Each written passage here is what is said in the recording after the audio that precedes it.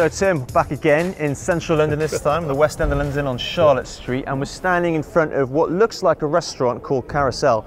But it's not just a restaurant, is it? It's a bit more complicated than that. Carousel is a sort of umbrella brand over a space that's effectively about other chefs coming in and collaborating. There's a wine bar in there that has their own menu that's consistent, but there's also a bunch of other stuff going on. I think it's a really clever response to the toughness of the industry around us at the moment. Let's have a look. Yeah, let's go check it out.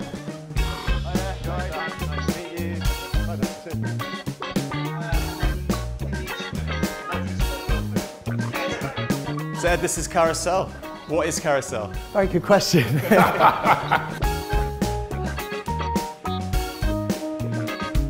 So we're standing in the guest chef dining room here, where basically every week, 2 weeks, we host a different chef from around the world. To come and join our team in the kitchen, and together we sort of execute a tasting menu for 50 guests at a time, 5 nights a week. Did you say different guest chef every week? Pretty much every single week. Some stay for a fortnight. But generally, yeah, it's like literally every week back to back, and has been that way for the last 8 years. So this is effectively like a dry hire restaurant, like a dry hire studio.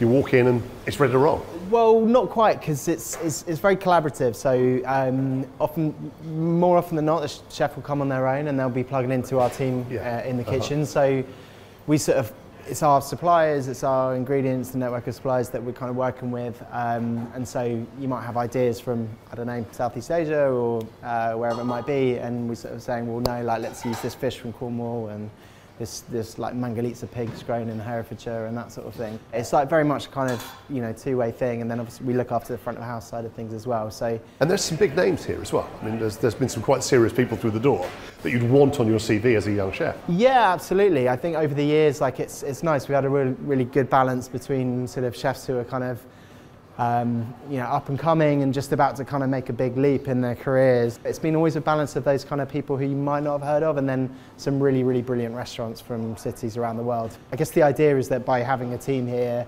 sort of taking care, hopefully, of all of the annoying bits, like just gives them, you know, they can come and think about what they want to cook and then fly over and come and do that. But so you're chasing them down?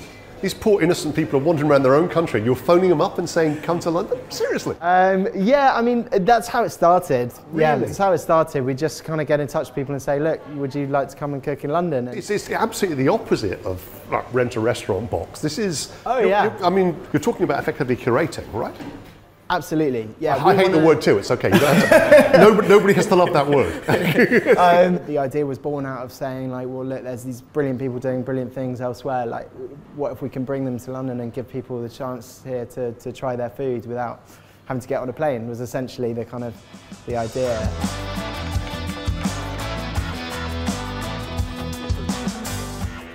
I didn't know too much about Carousel, and then when Ollie reached out, I obviously had a Google search, and then I saw a couple of my friends have done, you know, residencies here, so I spoke to them, and they're like, look, it's a multifaceted kind of hospitality hub, right? You know, it's got all these different kind of cool operations happening, and one of their programs is to invite guest chefs over to do set menus or whatever, residencies. I think the option was to do 2 weeks, but I can only do 1. You've walked in to effectively sort of do multi-use space, and you're doing some stuff that's very specifically Asian. And, yeah, you know. I feel like it's, you know, for us it's operating Chinese food in Melbourne. It's not just, you know, wok burners and duck ovens and steamers. The ethos of our restaurant is cooking Chinese food through almost an Australian lens. My approach here is to kind of showcase some ingredients, you know, that's local around here, while still using a lot of flavors and techniques that, you know, are from Lee Ho Fook and, you know, referencing a lot of Chinese cuisines. But there's not an ambition to open in London right now. No, absolutely not. No. So you're doing this because it's, fundamentally you're doing this because it's fun, right? It's absolutely, you know, and that's exactly it. Tonight's your first night, isn't it? It is, yeah. And cooking exposed like this in front of this many people, is that okay with you? Yeah, I think so. You know, the restaurant's been around for 10 years now. Yeah. You know, so it's just trying to not sell them the idea, but, you know, kind of just tell them the story of how we formed and, you know, the style of food we do. And we're going to pair it with, you know, a lot of British produce. And there's a bunch of quite impressive people coming tonight. I've had a look at the guest list. Are you going to work the room? Are you going to come out and sort of shake hands and talk? Absolutely. I think, you know, it's a missed opportunity if I don't do this, you know. So, yeah. And also just to see what, you know, their reaction's like, you know.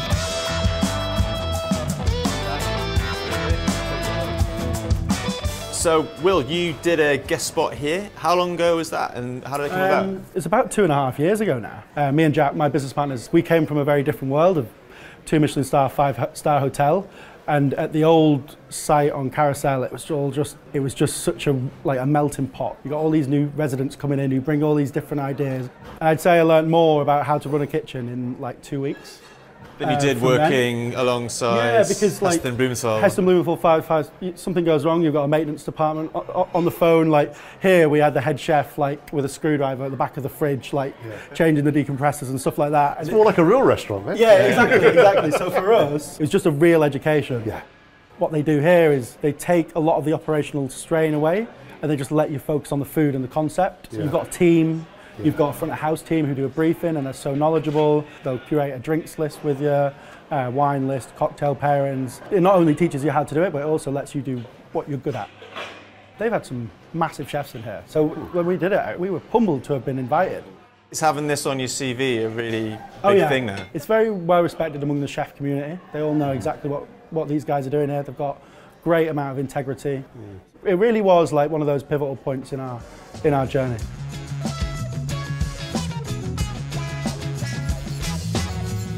My name is Santiago Lastra, the chef co-owner of Cole Restaurant.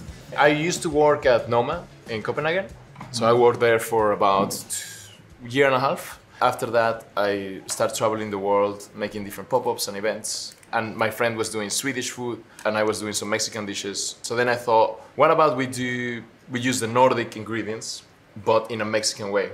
And it was a success.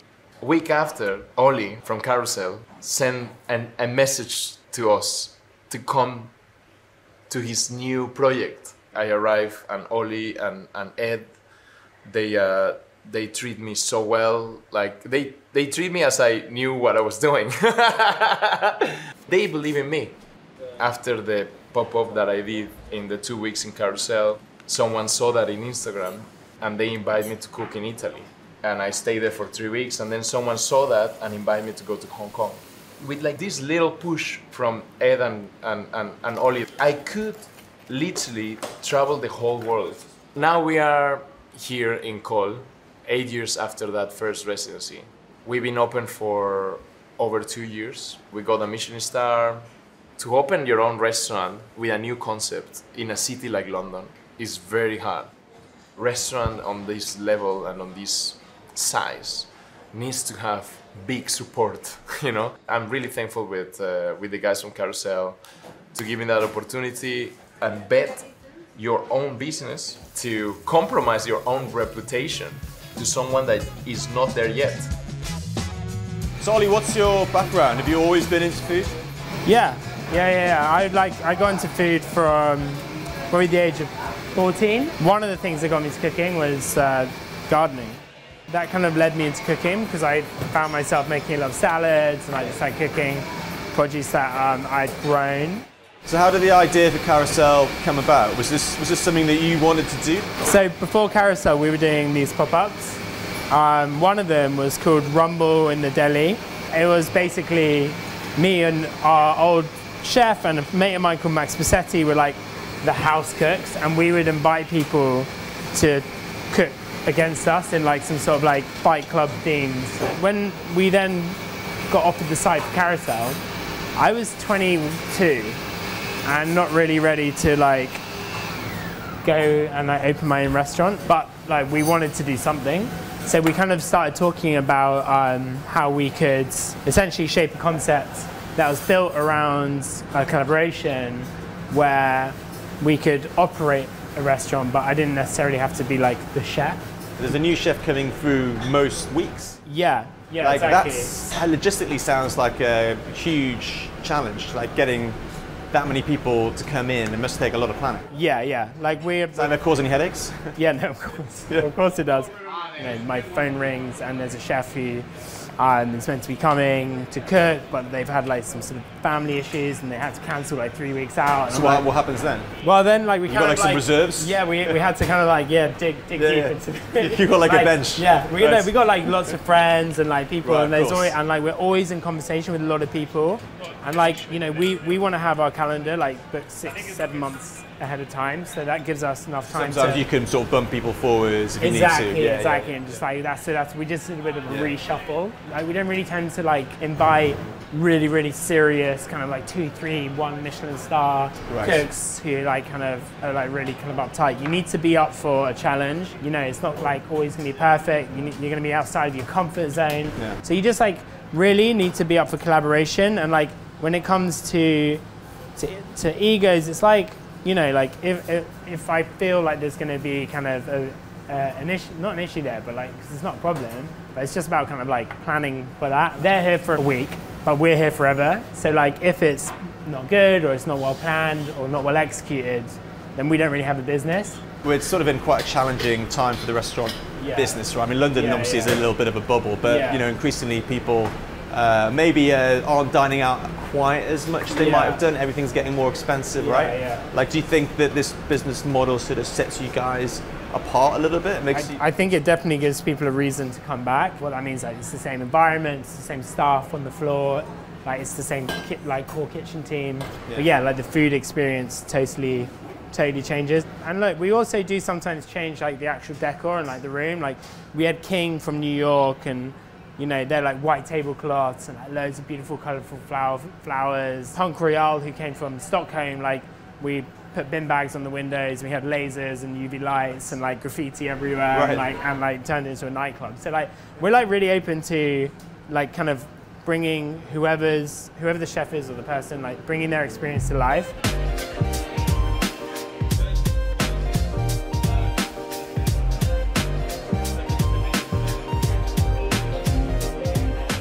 This is more than just a collab.